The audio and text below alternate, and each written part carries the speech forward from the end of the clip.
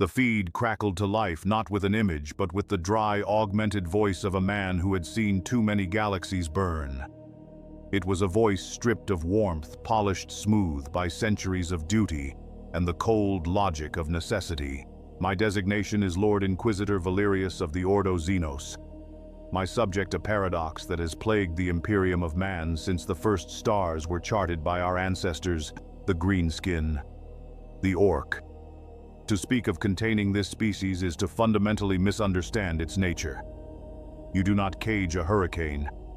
You do not imprison a plague. The orc is not a creature of malice, not in the way a heretic or a demon is. It is a creature of singular, terrifying purpose. That purpose is war. War is its state of being, its form of worship, its method of procreation. Its entire biological and psychic existence is a symphony of violence, a crescendo that seeks only to grow louder.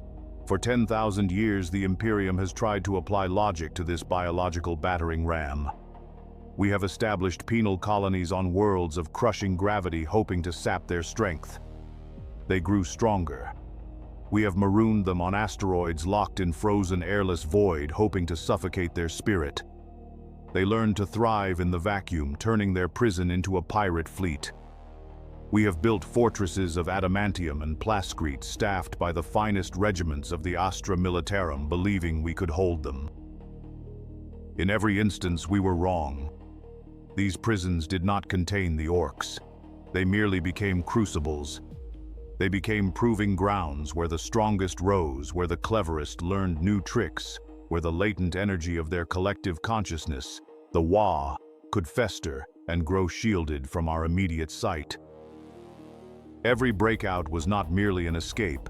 It was the birth of a new invasion, led by a war boss hardened and sharpened by our own inept attempts at confinement. We were not building cages. We were building incubators for monsters. The cost became untenable. For every world they were meant to be locked away from, 2 more fell to the tide when they inevitably broke free. The Administratum's ledgers bled red with the tithes of lost regiments and shattered war machines. The Ordo Xenos watched as each failed experiment only strengthened our foe. A new solution was required, a final solution, one born not of hope but of grim, cold calculus. An answer that only the Imperium in its terrible wisdom could conceive. We called it Project Chimera. Its public face a name whispered only in the highest circles of the Inquisition, and the Adeptus Mechanicus is Golgotha Minoris. We did not seek out a world to build a prison upon. We sought a tomb, and we found it in a forgotten sector, a dead world. A sphere of cold, rusted iron that had been a minor forge world in the dark age of technology. It was a place stripped of all life, all water, all atmosphere. Its surface was a jagged, unending scrap heap, a metal desert of shattered manufactorums and canyons carved by millennia of industrial decay. It was perfect. It was a canvas upon which we could paint our masterpiece of attrition. The plan was radical in its sheer simplicity and monstrous scale. We would not build walls. The planet itself would be the wall.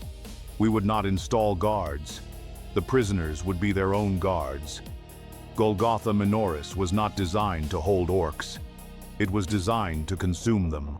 Under the direction of Archmagos Delphin Gruss, a fleet of Mechanicus arc freighters began the great work. They did not build cells or security fences.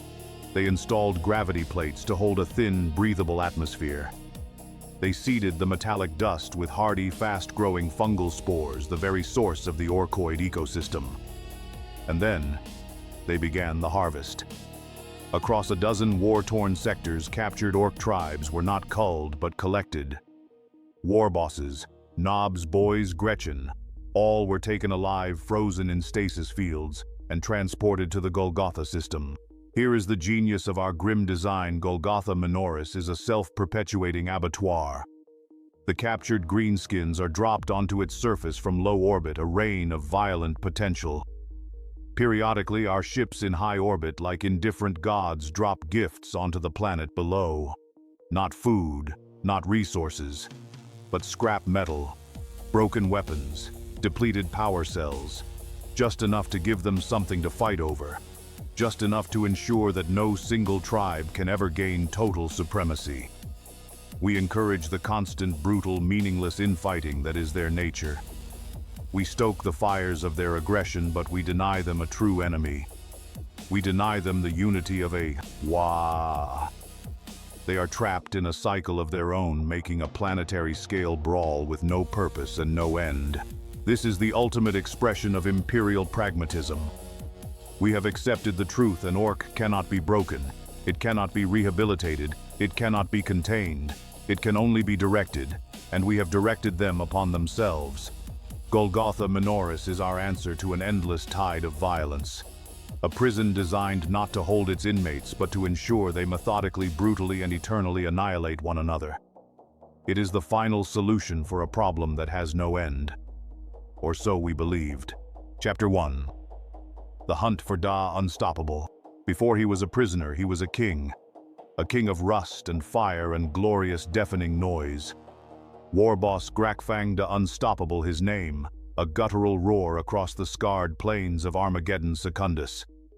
His tribe, the Evil Sons, were a wave of crimson-painted scrap metal and bellowing fury, and Grakfang was the crest of that wave, a being of immense size and singular brutal purpose. We find him in his element in the heart of Hive Volcanus, a steel mountain bleeding smoke and fire under his assault. The air was thick with the copper tang of blood, the ozone stench of lasfire, and the intoxicating fumes of promethium. Around him the battle was a work of art. His war machines, monstrous things of bolted plates and belching engines, deft dreads, battle wagons, kilocons, plowed through defensive lines of the Astra Militarum. Imperial Guard, clad in their drab khaki, were little more than screams and spatters of red against the gray Ferrocrete. Grakfang stood atop his personal battle wagon Da Red Teeth, a fortress on treads. His massive frame, encased in mega armor scavenged from a dozen different battlefields, was a testament to his prowess. One arm ended in a power claw crackling with disruptive energy, its three massive talons opening and closing like the maw of some metal beast. His other hand held a custom shooter that barked a constant stream of heavy-caliber death. He laughed. It was a sound like a rock slide, deep and rattling, a sound of pure, unadulterated joy. He pointed his claw towards the central spire of the hive. "See dat, boys," he roared over the din, his voice carrying with unnatural power. "Da humies hide in der biggest pointy bit. Last one to the top is a squig's dinner." A fresh wave of Wa energy surged through his assembled horde at the challenge. The orcs needed no complex strategy. They needed only a direction and a promise of a good fight. Grakfang gave them both. He watched as one of his knobs tore a turret from a Lehman Russ tank and beat the chassis into submission with it. He saw his Gretchen servants swarm over a fallen guardsman, stripping him of everything valuable in seconds. This was life. This was meaning. The roar of the engines, the thunder of the guns, the crunch of bone and metal. This was victory you could taste. His battle wagon smashed through the final Plascrete gate, its path cleared by a suicidal charge of bomb squigs. Before him lay the plaza leading to the spire's entrance. Victory was moments away. Grakfang raised his power claw to the sky, ready to bellow the cry that would signal the final glorious slaughter. But the cry never came. There was no sound of an incoming barrage, no whistle of shells. The Imperial counterattack came not with a bang, but with a profound and terrifying silence. From unseen batteries miles away, the Imperial Guard had fired their ultimate trap. The shells that landed in and around the plaza did not explode with shrapnel and fire. They detonated with a silent sapphire concussion. A wave of shimmering blue-black energy expanded outwards from each point of impact. The very air grew thick, heavy, and cold. Grakfang felt it first as a strange sluggishness, as if he were moving through invisible molasses. The triumphant roar of his boys began to warp, to slow down, stretching into a demonic drone. Explosions that were blossoming into beautiful flowers of fire hung in the air, their petals of flame frozen in mid-expansion. A lasbolt, a searing needle of red light, stopped inches from a knob's head. Grakfang fought it. His immense will and the power of the Wa raged against this unnatural stillness. He tried to complete his roar to move his arm, but time itself was congealing around him. He watched, trapped within his own body, as the blue dome of a stasis field washed over him and his elite cadre of knobs. His world, a vibrant canvas of motion and violence, was reduced to a single, silent, static photograph. The last thing Grakfang Da Unstoppable knew was the sight of his own power claw crackling with impotent energy, frozen an inch from the sky. For an orc, there is no greater glory than to fall in battle against a worthy foe. To be shot, stabbed, blown apart, this is a good death. It is an affirmation of a life lived correctly. But to be trapped, to be neutralized without a fight, caught in a silent web of human cunning. This was not death. It was an insult.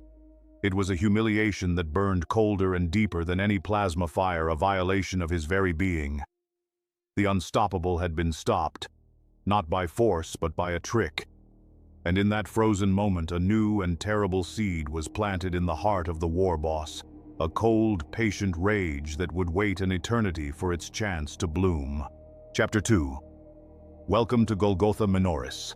Consciousness returned not gradually, but with the sudden jarring shock of a faulty engine kicking into gear. One moment, Grakfang was frozen in the sapphire stillness of victory on Armageddon. The next, he was awake, his skull pounding with a metallic echo. The air was cold, sterile, and smelled of recycled oxygen and ozone. He was in darkness, surrounded by the deep, resonant hum of a void ship's core. His limbs felt heavy, his muscles sluggish from the after-effects of stasis. He was not alone. Grunts, groans, and the clattering of metal claws on the deck plating told him his knobs were waking around him. Before any semblance of order could be established, a section of the floor beneath them simply vanished. A yawning chasm of light opened up, and with a lurch that sent his guts into his throat, Grakfang and hundreds of other orcs were unceremoniously dumped into the open air. The fall was terrifying and for a brief moment exhilarating. The wind screamed past him, a gale of thin, metallic-tasting atmosphere. Below him, a world stretched out to the horizon. But it was no world he had ever seen. There was no green, no blue, no brown. It was a single, unending vista of rust red and gunmetal gray, a planetary sphere of scrap, jagged canyons of decayed metal and deserts of ferrous dust under a pale, indifferent sun. Grakfang, being an orc, landed with the grace of an anvil. He hit the metal ground with a cataclysmic crash that would have shattered a human, but only rattled his bones. Around him, thousands upon thousands of greenskins were raining from the sky. A torrent of green bodies dropped from the belly of the colossal transport ship that hung in the upper atmosphere like a silent metal god. He pushed himself to his feet, his immense frame aching. His armor was intact, but his weapons were gone. His power claw, his shuta, everything had been stripped from him. He was bare-fisted and furious. He quickly recognized the cruel reality of his situation. This was a cage, a colossal, world-sized cage. There was no enemy line to charge, no fortress to smash. There were only other orcs, all as confused, disarmed, and angry as he was. His evil sons were scattered, lost in the sea of greenskins from countless other tribes, hulking goths, gaudy bad moons, sneaky blood axes.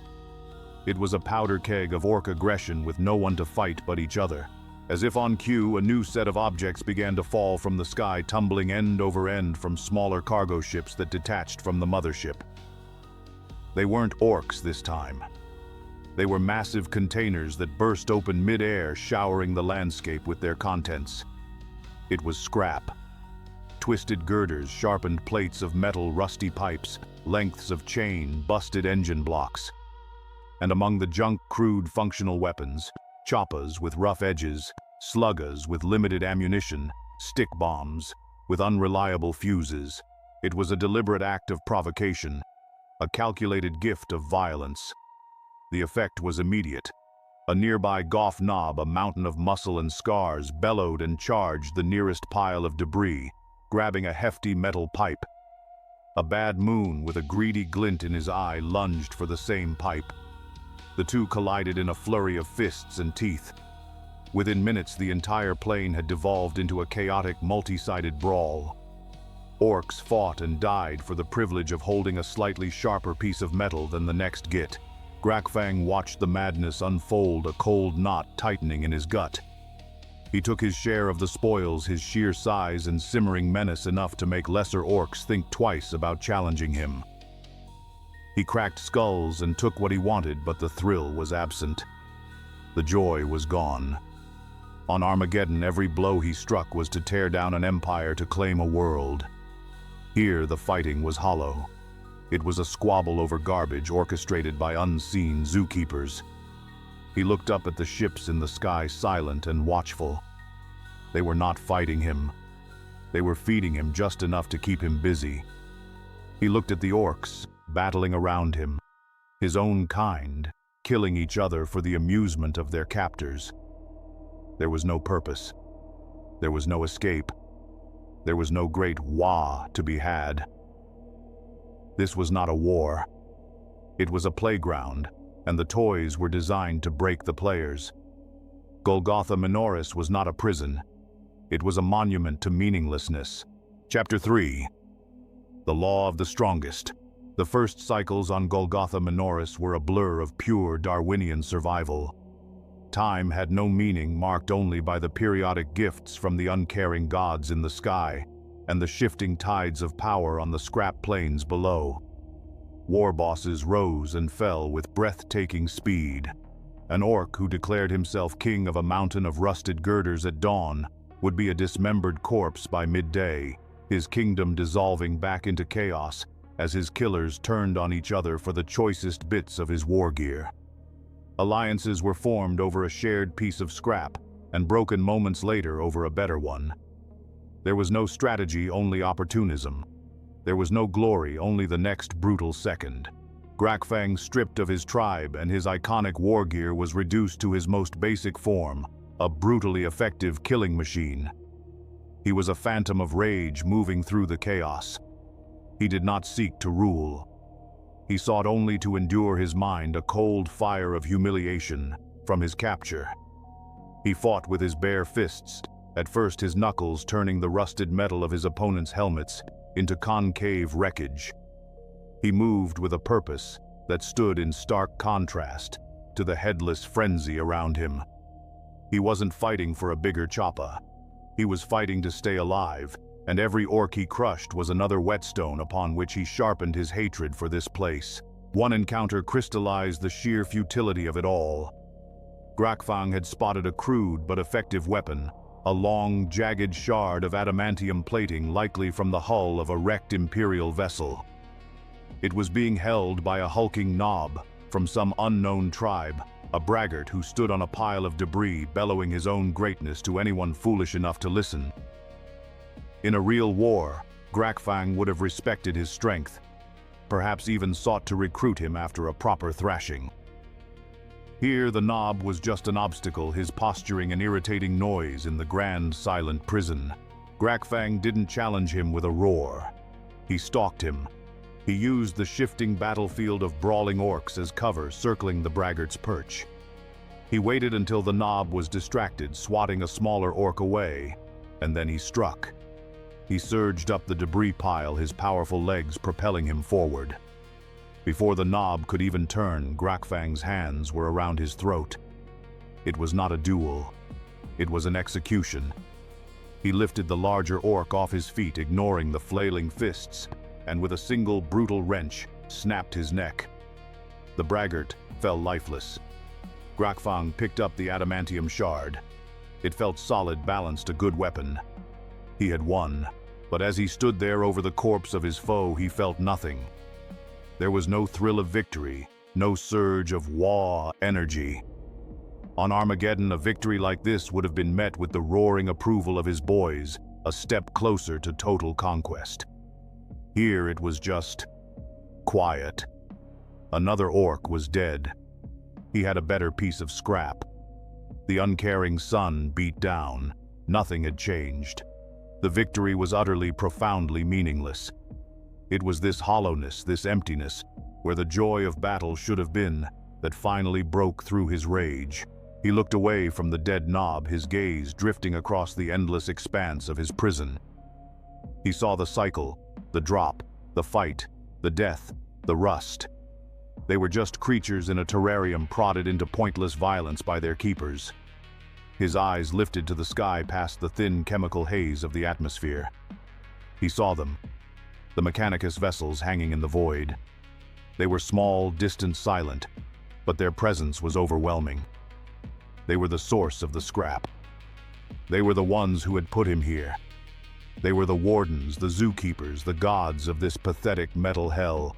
A new kind of clarity, sharp and cold as the void itself, cut through Grakfang's mind. A Kunin thought, born of pure orc logic. The other orcs weren't his enemies. They were his kin, his tools, his army. The dead knob at his feet wasn't a rival. He was a wasted resource.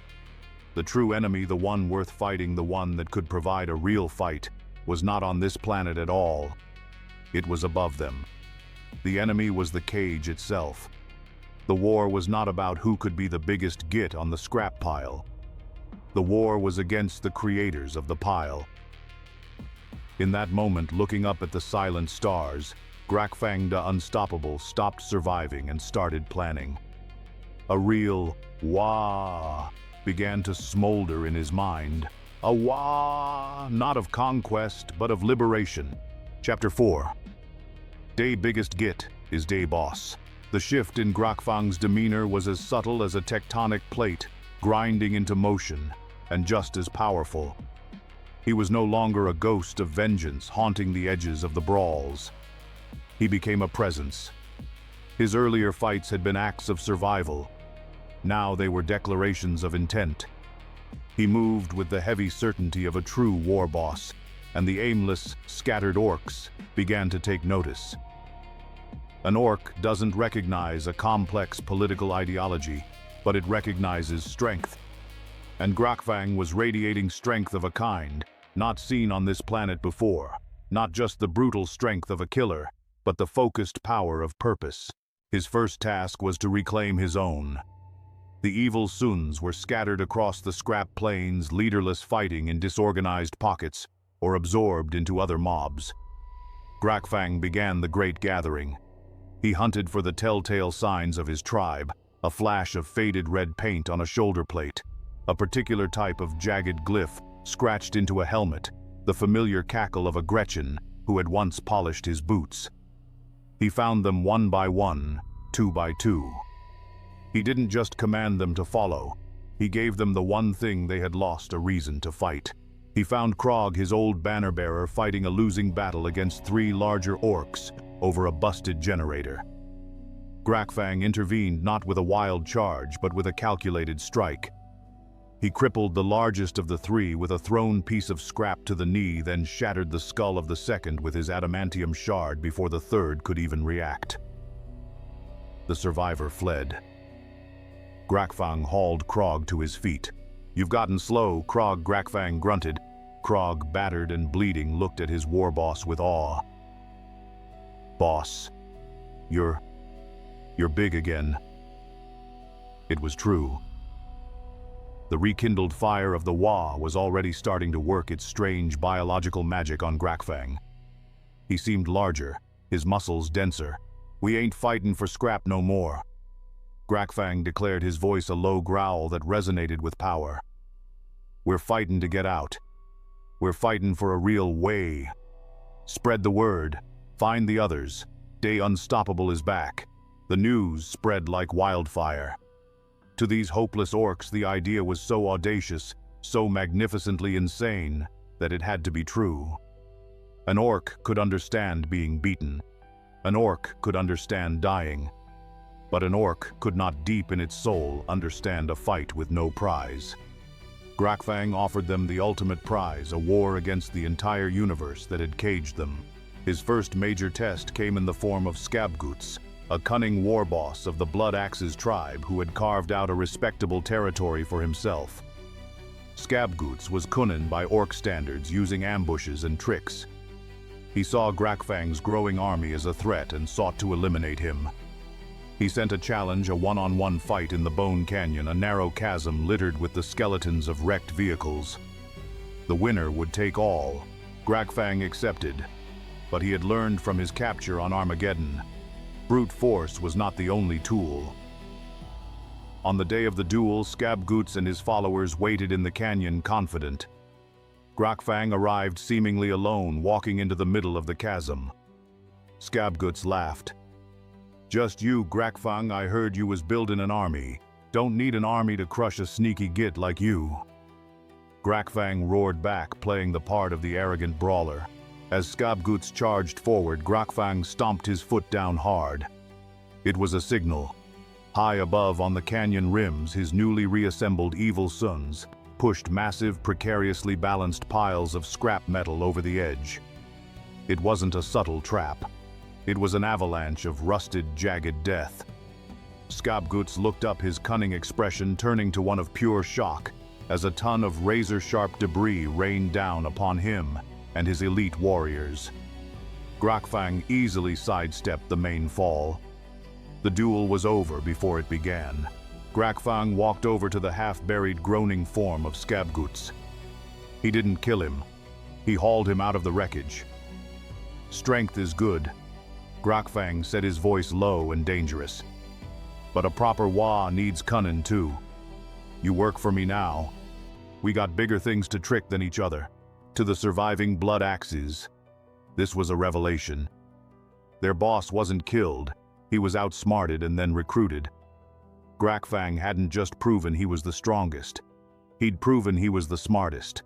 He was the biggest git, and the biggest git is the boss. Chapter 5. The War of the Clans. With the evil sons and Blood Axes forming the core of his new army, Grakfang's burgeoning Wa was no longer a mere mob. It was a force with both speed and cunning. But to achieve the impossible, he needed more. He needed the unbreakable brutality of the Goths and the deranged genius of the Bad Moons. These were the two largest and most stubborn clans on Golgotha Minoris, and they would not be won over by the same tricks. His first target was Urgok Ironjaw, warboss of the Goth clan. Urgok was an Orks orc, a mountain of black-painted iron and scar tissue who believed that any problem could be solved by hitting it hard enough. He saw Grakfang's hit-and-run tactics as cowardly, and his talk of a grand plan as a distraction from a good scrap. Urgok and his Goths had fortified themselves in a vast, shattered engine block they called Da Iron Fortress, and they dared anyone to challenge their might. Grakfang did not give them the fight they wanted. He didn't lay siege or attempt a frontal assault. Instead, he unleashed his evil sons. A red tide of screaming engines and billowing exhaust descended upon Da Iron Fortress. They were mounted on war bikes and trucks hastily cobbled together from the planet's scrap, their engines roaring a symphony of defiance. They didn't charge the walls. They circled them like vultures. They would speed in, unleash a hail of bullets from their big shooters and rusty sluggers, and then peel away before the lumbering, heavily armored Goths could mount an effective countercharge. For Urgok, it was maddening. He stood on his battlements, his massive chopper in hand, bellowing in rage as the red vehicles remained just out of reach. His boys were the toughest fighters on the planet, but they were built for close-quarters brutality, not for chasing fast-moving targets. The evil sons taunted them, harried them, whittling down their numbers with 1,000 small cuts. It was a battle of stamina versus strength, and for the first time in his life, Urgok felt his strength being rendered irrelevant. After a full cycle of this torment with his boys exhausted and furious, Grakfang made his move. He strode out into the open field before the fortress alone and pointed his adamantium shard at Urgok. "You're tired of chasing my boys, Urgok. Come fight me, or are the mighty Goths too slow?" It was a challenge Urgok could not refuse. With a roar that shook the fortress, he charged out to meet Grakfang. The duel was titanic. It was a clash of pure, unstoppable force against a patient, more calculated power. Urgok swung his axe in mighty cleaving arcs, but Grakfang, quicker and less fatigued, parried and dodged, letting the Goth giant wear himself out. Finally seeing an opening, Grakfang sidestepped a clumsy swing and brought his own weapon down in a powerful blow that shattered Urgok's choppa and sent the war boss crashing to his knees. Grakfang stood over him victorious. Every Goth warrior watched silent. They expected a killing blow. "Get up," Grakfang grunted. "Your fightin' is too good to waste. But your thinking is slow. My Wa needs tough boys like you, the toughest. You'll be at the front of the charge when we get a real fight." He wasn't just defeating the Goths, he was honoring their strength and giving it a new, grander purpose. Urgok, humbled and respected, pledged his clan to the cause. Grakfang now had his anvil. Next, he needed the hammer, the technological insanity of the Bad Moons, led by the notoriously greedy and inventive Big Mech Nazdreg. Nazdreg's camp was not a fortress, but a sprawling, chaotic workshop, a nest of mech boys, and their half-finished contraptions powered by scavenged generators and lit by the constant flash of welding torches. Nazdreg hoarded all the best shiny bits and had more teeth than any other orc on the planet. Grakfang approached Nazdreg's territory not with an army, but with a small honor guard. He didn't come to fight. He came to make a deal. Nazdreg, a wiry orc with a whirring bionic eye and fingers stained with oil, met him surrounded by his bizarre creations. "Come for my teeth, Grakfang," Nazdreg cackled, hefting a fizzing custom Mega Blaster. "Your teeth are worthless here." Nazdreg, Grakfang stated calmly, a shocking sentiment to a Bad Moon. "You can't eat 'em. You can't escape with 'em. You're the richest git in the graveyard." Nazdreg's bionic eye narrowed. "What are you getting at?" "I'm not here to take your scrap," Grakfang said, gesturing to the buzzing workshop. "I'm here to give you the biggest building project in the history of the galaxy. I don't just want you to build a new gun, Nazdreg. I want you to build us a new star. A new way out. Something so big, so loud, and so shooty that Gork and Mork themselves will look down and weep with joy. It'll take every mech you've got. It'll take every teeth you've hoarded. It will be the shiniest, most brilliant thing any orc has ever made." Grakfang's pitch was a stroke of genius. He didn't appeal to Nazdreg's strength or his loyalty. He appealed to his greed, his pride, and his insatiable mech boy desire to build bigger and crazier things. A greedy glint appeared in Nazdreg's organic eye, matching the whirring lens of his bionic one. The thought of such a project, the sheer scale of it, was more intoxicating than any pile of teeth. "A new star, eh?" Nazdreg mused, a wide, toothy grin spreading across his face. "I'm listening." The deal was struck. Grakfang now had the muscle of the Goths and the brains of the Bad Moons. The disparate warring tribes of Golgotha Minoris were becoming a unified force driven by a single impossible idea. Chapter 6. The Rebellious Weird Boys. As Grakfang's great alliance swelled, so did the Wa. It was a tangible force now, an invisible, crackling ocean of psychic energy, generated by the collective belief and aggression of millions of orcs, focused on a single glorious purpose. This raw power had a strange effect on the fabric of reality on Golgotha Minoris. Patched-up shooters fired with greater force than they should have. Rickety engines ran faster and longer. The orcs themselves felt it, a constant thrum of energy that made them stronger, tougher, and more ferocious. But this rising tide was a double-edged sword. There were those among the orcs who were natural conduits for this power, the Weird Boys. These unfortunate psychers were living sponges for the Wa, and the sheer focused intensity of the energy Grakfang had cultivated was becoming too much for them to handle. They were overloading. The internal threat to Grakfang's plan was not a rival war boss, but the very power that fueled his own ascendancy. Chaos erupted sporadically without warning. A weird boy in the middle of a crowd of Goths would suddenly scream, his eyes erupting in fountains of green energy. The 10 orcs closest to him would be momentarily turned inside out, their skeletons flashing through their skin before they collapsed into twitching heaps. Another would have a seizure, and the scrap metal in a 50-foot radius would momentarily gain a malevolent sentience, lashing out and crushing anyone nearby. In one terrifying incident, a weird boy's head exploded, and in the resulting flash of emerald lightning, a group of boys was gruesomely transformed into a pack of slavering, foul-tempered squigs. Grakfang was furious. "My boys are getting popped, Nazdreg," he roared, storming into the Big Mech's primary workshop. "And they ain't even fighting anyone. What's the point of building the biggest army ever if it keeps turning itself into vermin?" Nazdreg, who was busy trying to attach a live squig to a stick bomb, looked up, his bionic eye whirring thoughtfully. To him, this wasn't a crisis. It was an engineering problem. It's the juice boss Da Wa is too strong now. The weird boys are like pipes that are too small for the river. They keep bursting. He tossed the squig bomb into a bin. "We don't need to plug the leak. We need to build a bigger engine to use all the power." The solution was as simple as it was insane. They needed a lightning rod, a psychic spire to attract and channel the volatile energies of the weird boys. Grakfang gave the order. Under Nazdreg's direction, the mech boys began construction on the most ambitious project yet. They dragged mountains of scrap to the center of the grand encampment. Girders, ship hulls, tank treads, and miles of scavenged copper cabling were welded, bolted, and hammered together into a monstrous, ugly spire that clawed its way into the sky. It was a jagged, asymmetrical tower of pure orc ingenuity, crowned with a massive, multi-horned copper dish. They called it the Psi Spire. Then came the roundup.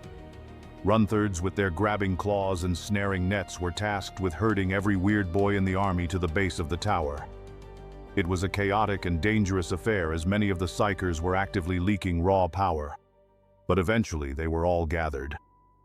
One by one they were connected to the spire by thick cables, clamped to crude metal collars and helmets. When the last weird boy was shackled to the machine, Nazdreg slammed a giant sparking lever into place. The Psi Spire shuddered to life. The air, which had been thick with random arcs of green energy, was suddenly clear. The collective psychic scream of the weird boys harmonized into a single resonant hum. A vast, focused beam of pure green Wa energy erupted from the copper dish at the tower's apex, shooting straight up into the hazy sky, a beacon of controlled power. The random explosions ceased.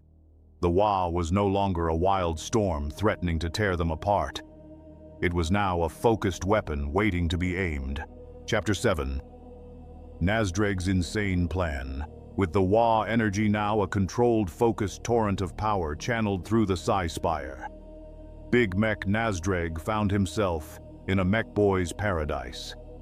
He had a legion of subservient mechs and Gretchen, a planet's worth of scrap, and a virtually limitless source of esoteric energy to power his wildest experiments. He was no longer just tinkering. He was conducting research on a planetary scale the Orc way, by building massive, dangerous machines and seeing what they did.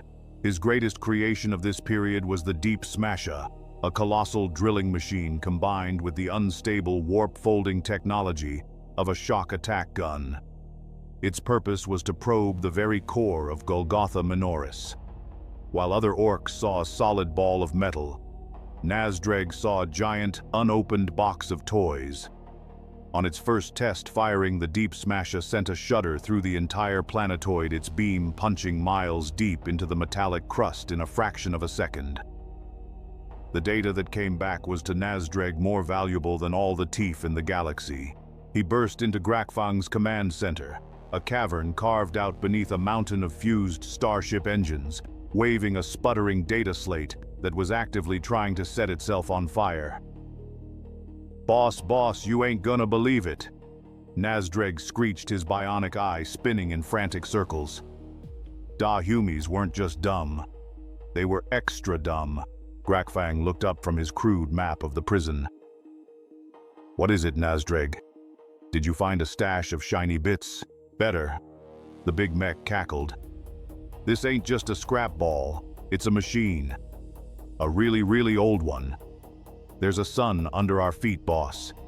A massive sleeping plasma reactor from before the Humies got all weak and puny. It's Dark Age stuff. The good stuff. This discovery was the final piece of the puzzle. Grakfang immediately called a grand war council. Every clan leader, every notable knob, every mech boy and runtherd gathered at the base of the humming Psi Spire. A nervous energy filled the air. They had unified. They had power. But they still had no clear path to freedom. Nazdreg stood before them using a white-hot cutting torch to sketch a crude diagram onto the hull of a wrecked Goliath truck. It was a circle representing the planet. Right. He began, his voice filled with manic glee. We want to get out of here, right? Da normal way is to build a rock or a teleporter. But that's small time thinking why build a little boat when we're standing on the biggest battleship in the universe. He scorched a massive jagged arrow pointing away from the circle. Da Humies gave us a home. So we're gonna take our home with us. We ain't gonna build a ship. We're gonna turn the whole planet into the ship. A confused mumbling spread through the crowd. Nazdreg ignored it, scorching massive lines out of the sides of his diagram. See these canyons? We ain't gonna fill them in. We're gonna turn them into the biggest rocket engines you ever saw. We'll pump the juice from that plasma sun in the middle right into them. We'll bolt guns to every mountain. We'll put a pointy bit on the front for ramming. We won't just escape Golgotha Minoris. We'll be flying it. He threw down his cutting torch with a flourish. We will build our own attack moon. For a moment there was a stunned silence. The sheer, magnificent, insane audacity of the plan was too much for even the Ork mind to immediately process. They wouldn't escape their prison. They would weaponize it. They would ride their cage across the stars, a mobile fortress of unimaginable power. Then the comprehension dawned and the silence was shattered by a single planet-shaking roar. Wah! It was the loudest, most passionate, most unified cry the planet had ever known. It was a sound of pure joy and absolute belief. This was not just a plan. It was the ultimate expression of the Ork soul. Grakfang rose from his throne of scrap, a massive grin spreading across his face, showing his iron-studded teeth. He laughed, a deep, rumbling sound of pure approval that shook the very ground. Nazdreg, you are the most cunning git in the galaxy, he bellowed. This is not just an escape. This is the beginning of the greatest Wa ever get to work. Turn this rust heap into a star of death. Chapter 8. The Plasma Heart. Nazdreg's grand design was magnificent, but it was predicated on a single monumental task. The ancient plasma reactor at the planet's core had to be awakened. It was a power source of unimaginable magnitude, dormant for millennia, and reigniting it would not be a simple matter of flipping a switch. It required a journey into the mechanical hell that lay beneath the planet's scrap metal skin. For this, Grakfang needed a team that was tough, determined, and just dumb enough not to be scared. He chose Grimguts. Grimguts of the Goth clan was a knob whose head was as thick as the iron plates bolted to his shoulders. He possessed no cunning, no grand strategic vision, but he had a singular, unshakable resolve and an absolute loyalty to Grakfang. When the war boss pointed into the terrifying dark maw of the tunnel, bored by the deep smasher, and said, "Go turn on the light," Grimguts simply nodded. He gathered his hand-picked team, a dozen of his toughest Goth boys for muscle, a bad moon mech boy named Splugget for the techie bits, and a handful of Evil Sun's scouts to run ahead and hopefully trigger any traps first. Their mission: descend into the unknown and kickstart a god machine. The descent was into a world of oppressive silence, a silence utterly alien to the Ork psyche.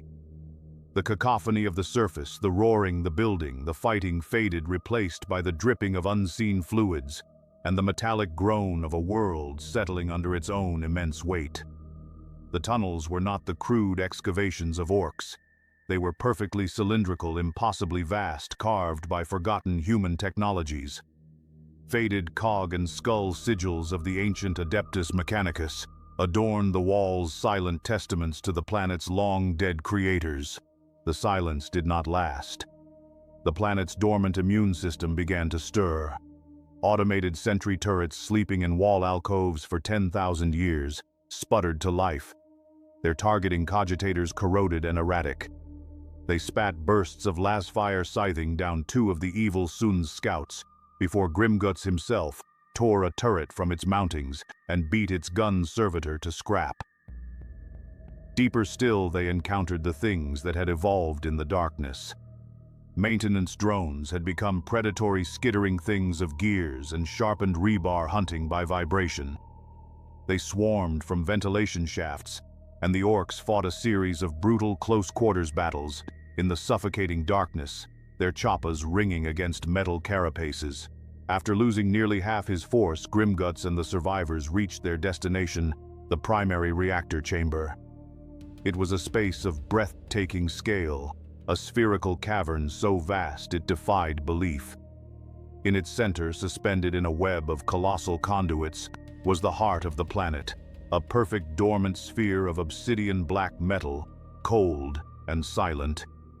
The chamber was lined with banks of control consoles, their screens dark, their buttons and levers a language of incomprehensible complexity.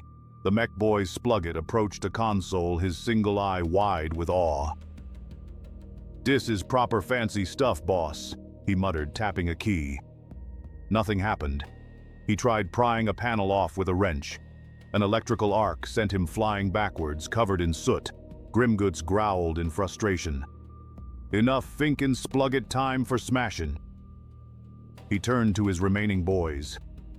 "See them big cables?" he roared, pointing to the bus-sized conduits feeding into the sphere. "We're gonna plug 'em in properly." Following his command, the Orks used their immense strength to rip the primary power conduits from their moorings. With straining muscles and guttural roars, they physically dragged the two largest cables together, creating a direct, crude circuit. Sparks the size of Gretchen rained down as the raw, unmediated connection was made. But the reactor core remained dark. "It needs a proper kickstart," Grimguts bellowed. He spotted a massive reinforced blast door on the side of the reactor housing itself, a single large red lever set beside it. It was likely an emergency access or purge system, but to Grimguts, it was the big red button he'd been looking for. He didn't pull the lever. He reared back his power claw, the weapon crackling with energy, and with a roar that echoed in the vast chamber, he punched it. He didn't just punch the lever. He punched the entire control mechanism, smashing it deep into the reactor's housing in a shower of sparks and ruined machinery. For a moment, there was a deafening silence. Then a low hum began, a vibration that started in the soles of their feet and grew exponentially. A seam of brilliant white light cracked across the surface of the black sphere. The hum became a roar, the sound of a caged sun awakening. The entire chamber was flooded with pure white light as the plasma reactor ignited its core, a miniature star of unimaginable power. Bathed in the glow of their new artificial sun, Grimguts and his surviving boys threw their heads back and let out a triumphant "Wah!" The heart of the planet was beating once more. Chapter 9. The Rise of Metal. The reignition of the plasma heart was like injecting a sun into the veins of the war. The raw, limitless power from the planet's core surged upwards, mingling with the focused psychic energy pouring down from the Psi Spire. Where these two forces met on the scrap-strewn surface of Golgotha Minoris, the laws of physics began to fray and snap. The planet was no longer a construction site. It was a living forge, and the mech boys were its high priests, shaping reality through a combination of brute engineering and pure collective belief. This was the forge of Gork and Mork, a planetary engine of impossible creation. The Orks were no longer just building things. They were growing them. Mountains of scrap metal under the direction of Nazdreg's mechs began to fuse and reshape themselves. Giant cannons, their barrels miles long and forged from the spines of 100 wrecked cruisers, seemed to sprout from the landscape, their roots plunging deep to drink directly from the plasma core's energy. Crude force fields, shimmering green bubbles of pure, illogical power, flickered in and out of existence across the surface products, not of generators but of a million Orks, believing they should be there.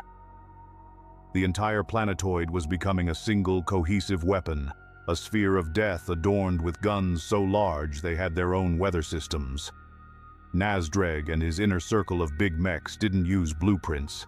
They simply hammered on plates and welded girders where it felt right, guided by the roaring symphony of the Wa. High above in the silent void aboard the Adeptus Mechanicus monitoring station, Omnissiah's Vigil Magos, Dominus Kalen Vex observed his data cogitators with a growing sense of logical revulsion. For the past cycle, his holy instruments had been reporting impossibilities. Log entry 99.delta. His synthesized voice droned into the station's archive. Auger arrays in Sector Epsilon are reporting transient energy emissions from the surface of the penal asset Golgotha Minoris that briefly eclipsed the output of the local star. This is a statistical impossibility. Rerunning purity diagnostics. A junior tech priest, his flesh still regrettably dominant over his augmentations, approached Vex's command throne. Magos, he said, his voice trembling slightly. The gravimetric sensors, they indicate the planetoid's total mass has fluctuated by 0.01% multiple times in the last hour. And the seismic readers suggest the primary western canyon is experiencing rhythmic harmonic vibrations, consistent with a sublight propulsion system being brought to operational status. Magos Vex turned his head a full 180 degrees, his optical sensors glowing red. Your conclusion is illogical, Lex Mechanic. The greenskin is a creature of chaotic biological impulse. It cannot perform the rites of geological reconfiguration. It cannot construct a planetary engine. The data is flawed. The machine spirits of our sensors have been afflicted with a malaise. But Magos, the junior priest, insisted the energy readings, the seismic activity. Could the Xenos, to suggest a biological entity, a fungus no less, could achieve such a feat of engineering without the Omnissiah's divine guidance is not just illogical, it is heresy. Vex intoned his voice cold and absolute. The only logical conclusion is that our sacred instruments have failed. The auger arrays are compromised. He turned back to his console, his metal fingers flying across the keys. I am initiating Diagnostic Litany 7.4. All external sensor data is to be considered unreliable pending a full week-long ritual of recalibration and sanctification. We will purge the data sickness from the machine. As the Orks below hammered the final plates onto their world engine, the red-robed priests of the machine god, who were meant to be their jailers, turned their backs on reality. They chose to trust their rigid dogma over the impossible truth, screaming at them from their instruments. In their cold, calculated logic, they had blinded themselves completely, leaving the wolf to finish building its disguise in the heart of the sheep pen. Chapter 10. Day Red Button. The day, or what passed for a day under the pale sun of the Golgotha system, arrived. A strange quiet had fallen over the planet. It was not the oppressive silence of the deep tunnels, but a silence of anticipation, the deep breath before a planet-sized roar. Every gun was loaded, every engine was primed, every Ork was in position, welded, strapped, or simply clinging to the metal surface of their new world ship. From a simple prison, Golgotha Minoris had been transfigured. It was now a sphere of jagged spires, cannon-studded canyons, and glowing green energies. It was a monument to the indomitable, insane will of the greenskins. At the very apex of the planet, on a windswept platform built beside the humming Psi Spire, stood Grakfang and Nazdreg. Before them was the command console. It was a masterpiece of Ork simplicity, a squat, ugly pedestal of rusted iron with thick, sparking cables running from its base deep into the planet's core. On top of it sat a single object, A massive, polished, dome-shaped button, painted a glorious, vibrant red. This was the trigger, the ignition, the go button for the entire world. Nazdreg patted the console with a greasy hand, his bionic eye whirring with unrestrained pride. "All the lights are green, boss," he cackled, though there were no lights of any kind on the console. "She's ready to give a proper kick. Just needs a good thumping." Grakfang did not look at the button. Instead, he walked to the edge of the platform, his gaze sweeping across the transformed landscape. He saw the Goths, stoic and ready in their black iron fortresses. He saw the evil suns revving the engines of their warbikes, eager for speed. He saw the bad moons polishing their guns, and the blood axes giving each other sneaky, knowing glances. This was his Wah! A force born from the dust of a forgotten scrap heap. A people forged in a crucible of meaninglessness. He had taken their pointless brawling and given it a singular, glorious purpose. He took a deep breath, the metallic air filling his lungs. He remembered the fall from the sky, the confusion, the rage. He remembered the hollow victory over the braggart Nob the moment he realized the true enemy was the cage itself. Now, the cage was his weapon. The prisoners were his army.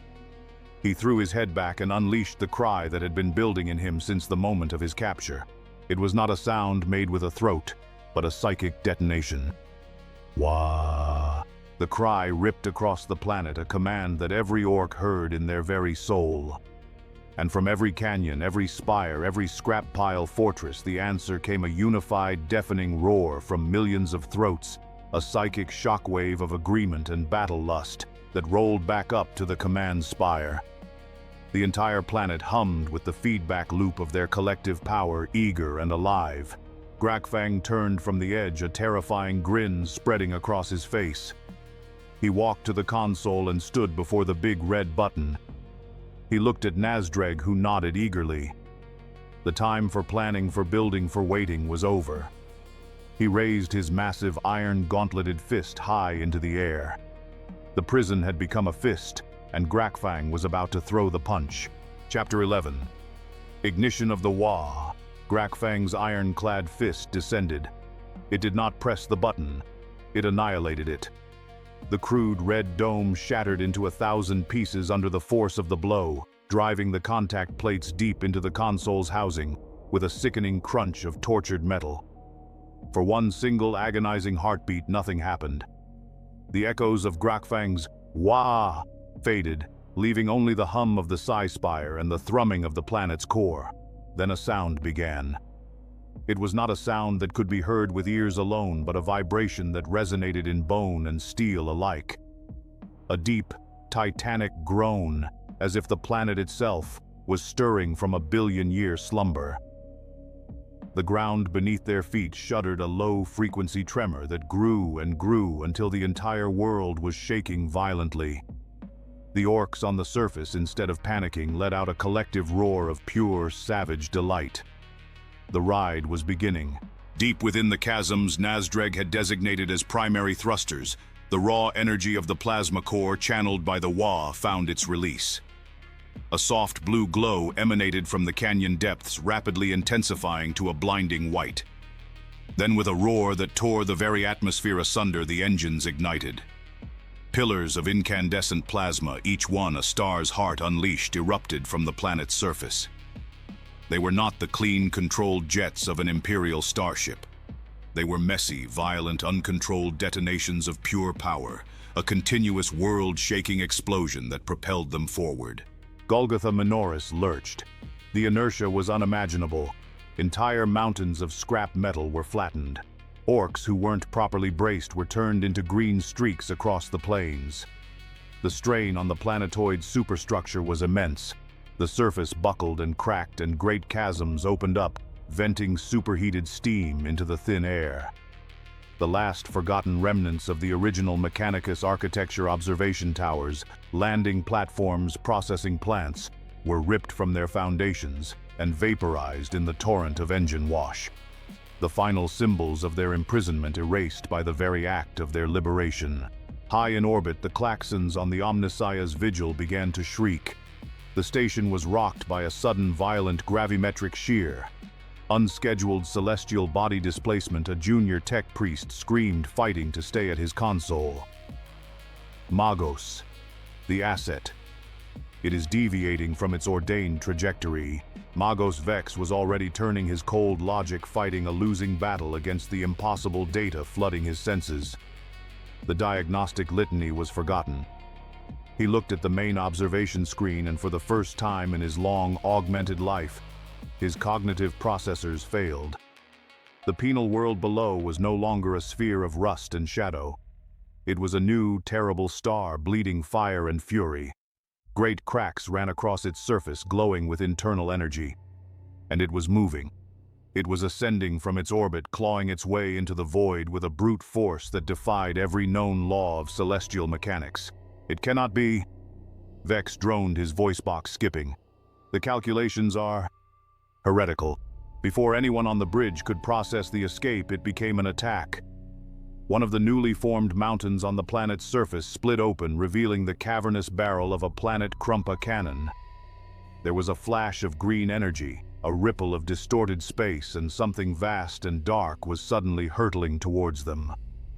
It was not a shell, but a hollowed-out asteroid, its surface crudely armored with steel plates, propelled by a howling vortex of Wah energy. The projectile struck the Omnissiah's vigil amidships. The station, a testament to the elegant, ordered design of the Mechanicus, was ripped open by the crude, brutal weapon.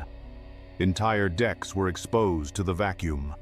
The orderly chant of binary prayers was replaced by the shriek of tortured metal and the terrified cries of priests whose faith in logic had just been shattered. Golgotha Minoris, now a true attack moon, continued to rise. Its surface bristled with thousands of newly awakened weapon batteries that began to spit a relentless, inaccurate, but overwhelmingly dense barrage of fire at its former warden. Explosions blossomed across the station's hull. Vex was thrown from his command throne as his bridge was torn in half by a salvo of what appeared to be sharpened shipwrecks used as kinetic missiles. His augmetics sparked his connection to the station's noosphere severed. He was alone with the horror. Crawling on mangled servo limbs towards a flickering comms panel, he opened a channel to the wider Imperium, his voice no longer the calm, synthesized drone of a Magos, but the panicked, static-choked rasp of a man watching his universe crumble. Sector Command. This is Magos Vex of the Omnissiah's Vigil Project Chimera. It is a catastrophic failure. The asset, Golgotha Minoris. It is a ship. A warship of planetary scale. The Orks, the planet is alive. The planet is attacking Omnissiah. Save us from this illogical fury. His last transmission was cut off as Golgotha Minoris, the ferocious green star, fired its main engines at full power, turning his sacred station into a cloud of expanding incandescent gas on its unstoppable journey into the galaxy. Chapter 12. The Flight of Golgotha. The distress call from Magos Vex, though cut short, was coherent enough to trigger an Imperial response. It spoke of a catastrophic failure and a Xenos threat, and that was all the Imperial Navy needed to hear. Battlefleet Solar dispatched the 37th Scourge Fleet, a veteran force under the command of the grim and proper Admiral Koto. They translated from the warp into the Golgotha system in perfect, disciplined battle formation, a line of cruisers flanked by sword-class frigates, their prows gleaming with torpedo tubes and lance emitters. They had come expecting to quell a prison riot, perhaps hunt down a few crudely made Ork vessels. What they found was a scene from a madman's apocalypse. The Omnissiah's vigil was gone, replaced by an expanding cloud of superheated vapor and debris. And where the planetoid Golgotha Minoris should have been, there was now a monstrosity that defied all naval classification. It was a small moon wreathed in plasma fire, and the green haze of 1,000 crackling energy fields, bristling with countless cannons, and it was hurtling towards them on a vector that screamed nothing but malice. Admiral Koto stood on the bridge of his flagship, the grand cruiser Fist of Justice, his face a mask of disbelief. All ships, he broadcast, his voice tight with controlled fury. Target the celestial body. Concentrate fire on its primary propulsion systems. It was an order he had never imagined giving. The Imperial fleet executed his command with cold precision. Turrets swiveled and the void was crisscrossed with the incandescent beams of lance strikes and the flash of macro-cannon shells. Their fire was accurate, powerful, and utterly pointless. It was like shooting a mountain with a rifle. The lance beams sizzled against the random flickering force fields, while the macro shells simply pitted the moon's metal hide their explosions, like firecrackers against its immense scale. The response from Golgotha was not precise. It was overwhelming. Thousands of guns of every conceivable size and type erupted at once, spewing a solid wall of projectiles, missiles, and raw energy into the void. There was no targeting, no strategy, just a storm of indiscriminate death. The Imperial frigates, their void shields collapsing under the sheer volume of fire, were torn to shreds. But the true horror began when Golgotha closed the distance. From bays and catapults across its surface, the attack moon launched its payload. Not torpedoes, but boarding parties. Thousands of Orks in crude, rocket-propelled suits, or simply clinging to magnetized plates, were flung through the void. They crashed against the hulls of the Imperial ships like a meteor shower of green-skinned rage. The bridge of the cruiser Vengeful Spirit was breached as a dozen mega-armored knobs smashed through its main viewport, their power claws turning the ship's command crew into red mist in seconds. Communications across the fleet devolved into a cacophony of panicked reports, screams, and the guttural war cries of the boarders. The battle was a nightmare of illogical warfare. The Imperial Navy was trained to fight ships, not a sentient, malevolent comet. Admiral Koto watched his fleet being dismantled, his perfect formations shattered by the sheer chaotic fury of his foe. The Fist of Justice shuddered as a massive drill ship fired like a torpedo embedded itself in its flank, disgorging hundreds of shrieking Ork boys into its decks. Koto drew his plasma pistol, the last thing he saw being the green tide flooding his own bridge.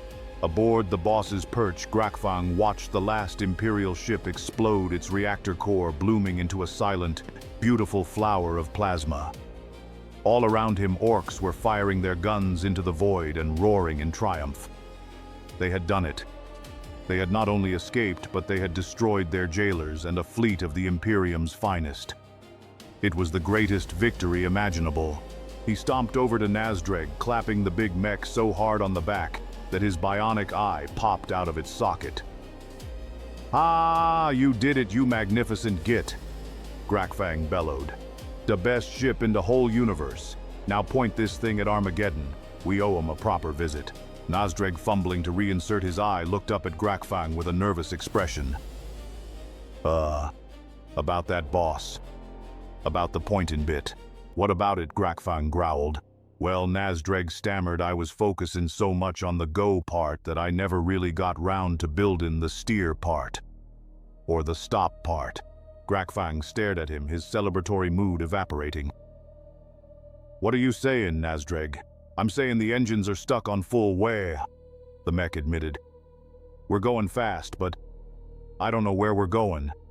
We're just going." For a moment, Grakfang was silent, processing this new information. He looked out at the starfield, no longer a map to be conquered, but an unknown road. They had built the ultimate weapon, a mobile fortress of unparalleled power, and they had absolutely no control over it. It was a cannonball fired into the galaxy at random. A new, terrifying thought dawned on him, and a slow, wide grin spread across his face. He began to laugh. A deep, booming laugh of pure, unadulterated joy. It was perfect. The chaos, the unpredictability, the sheer glorious mindlessness of it all. They weren't just a wah anymore. They were a natural disaster. The feed crackled to life once more, and with it the same dry, augmented voice of Lord Inquisitor Valerius. But the cold confidence was gone, replaced by a weariness that felt as ancient and as heavy as the stone of Holy Terra itself. Log entry 851.alpha. Inquisitorial Reference Project Chimera. Final adjudication. The project is now classified as a failure of catastrophic and unprecedented magnitude. All related data is to be sealed under an Omega-level clearance. The asset Golgotha Minoris is to be redesignated under its new colloquially adopted title, the Ferocious Green Star. My voice will serve as the final entry in this cursed archive. Our calculations were precise. Our logic was impeccable. We studied the greenskin psyche for centuries, and we built what we believed to be the perfect prison, a closed system designed to facilitate the species' self-destructive tendencies. We sought to turn the way inward to make it a cancer that would consume its host. In this, our arrogance was our undoing. We saw them as a storm to be contained, a plague to be isolated. We failed to comprehend the fundamental truth of their existence. The Ork does not merely wage war. The Ork is war. And war, in its purest form, will always find a way. The loss of the Omnissiah's vigil and the entirety of the 37th Scourge Fleet were but the opening notes of this horrifying new symphony. In the cycles since its escape, the ferocious green star has become a ghost story, whispered in the flickering light of astropathic choirs. It appears without warning, a malevolent comet on an unpredictable trajectory.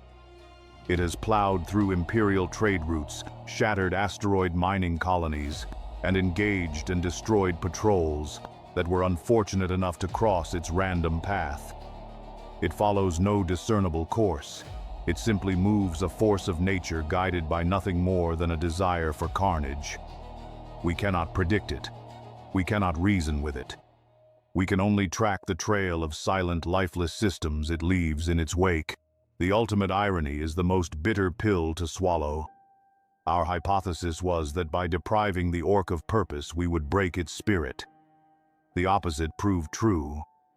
Faced with the ultimate meaninglessness of their confinement, they did not collapse into internecine squabbles as we predicted. Instead, one of them, a war boss of apparently singular vision, forced them to invent a new, grander purpose. We gave them a world of scrap, and they saw a shipyard. We gave them a dormant power source, believing it to be buried forever, and they saw an engine. We gave them despair, and they forged it into the greatest weapon in their history. We did not imprison the Wa. We gave it a mobile home. We gathered millions of the most violent creatures in the galaxy, concentrated them in one location, and then gifted them a planetary-scale warship with which to terrorize the very Imperium we sought to protect. Our grand solution did not solve the greenskin problem. It perfected it. It weaponized it on a scale we had never dared to imagine. We sought to build the perfect cage, but instead, we forged the perfect key. Let this be the final lesson of Golgotha Minoris. In the grim darkness of the far future, there are no easy victories. There are no final solutions. There is only war and the desperate, often ruinous measures we take to fight it. Every head we sever from the Hydra only causes two more angrier and more vicious to grow in its place. Grakfang the Unstoppable and his ferocious green star are a monument to this terrible truth. We sought to silence one Wa, and in doing so we have unleashed one that may never end. It is a scar upon the stars, a roaming, senseless catastrophe of our own making, and its journey is just beginning. There is no moral. There is no hope. There is only the endless echoing roar of a Wa that we in our infinite wisdom set free.